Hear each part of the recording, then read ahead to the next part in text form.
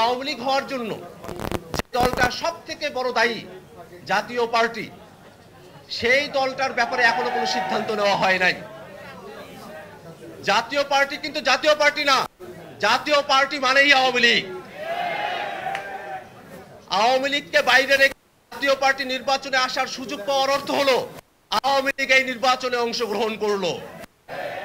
আমার গণ অধিকার পরিষদের ভাইরা জাতীয় পার্টির বিরুদ্ধে আন্দোলন করতে গিয়ে আপনারা মার খেয়েছেন, নুরুল হক নূর ভাইকে রক্ত ঝরাতে হয়েছে।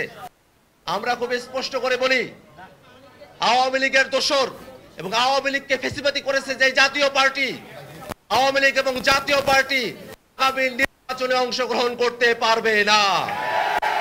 এই আওয়ামী লীগকে নির্বাচনে নিয়ে আসার জন্য জাতীয় পার্টির যেসব নেতারা বক্তব্য দিচ্ছেন, তারা দেশ বিরোধী বক্তব্য দিচ্ছেন, তাদেরকে গ্রেফতার করে আইনের আওতায় নিয়ে আসতে হবে।